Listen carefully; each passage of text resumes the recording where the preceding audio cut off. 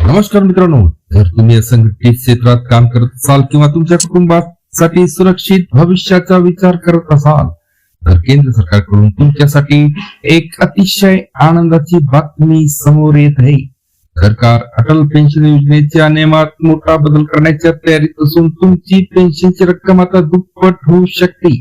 5,000 ऐवजी आता 10,000 रुपये महिना मिळणार का? कोणाला होणार फायदा?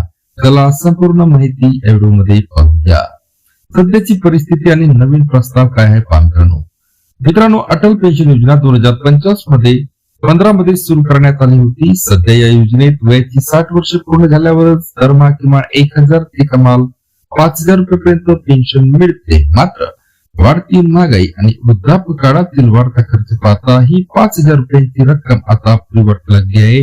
म्हणूनच केंद्रीय अर्थ मंत्रालय आणि PFRDA यांच्या पेन्शनची मर्यादा 8 ते 10,000 रुपयांपर्यंत वाढवण्याबाबत गंभीर चर्चा सुरू आहे।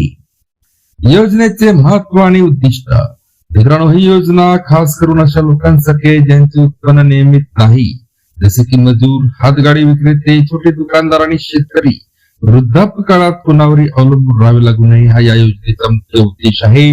सध्या या योजनेचे तब्बल 9 कोटी सदस्य आहेत। विशेष म्हणजे आर्थिक वर्ष 2025-26 मध्ये 1.35 कोटी नवीन लोकांनी या योजनेत नोंदणी केली आहे, जो एक विक्रमच आहे।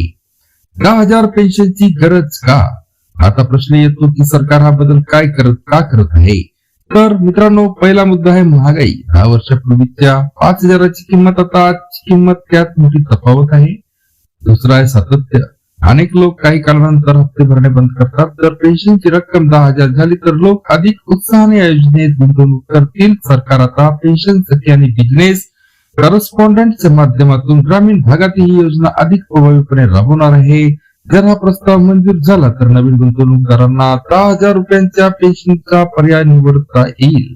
तज्ञांचे मत आणि आर्थिक आधार मित्रांनो, आर्थिक तज्ञांच्या मते जर पेन्शनची रक्कम 10,000 रुपये झाली तर असंघटित क्षेत्रातील कामगारांना खऱ्या अर्थाने सन्मानाने जगता येईल। ही रक्कम केवळ औषधोपचारासाठी नाही तर दैनंदिन गरजा पूर्ण करण्यासाठीही मोठा आधार ठरेल। सरकार लवकरच याबाबत अधिकृत घोषणा करण्याची शक्यता आहे। तर मित्रांनो, तुम्हाला काय वाटते? अटल पेन्शन योजनेची रक्कम 10,000 रुपये व्हायला हवी का? ते तुम्ही लाईक करून नक्की कळवा। त्याबरोबरच तुम्ही हा व्हिडिओ आपल्या मित्रांना शेअर करा, चॅनलला सबस्क्राईब करा। पुन्हा भेटूया नवीन अपडेट्स पुढच्या व्हिडिओमध्ये। धन्यवाद।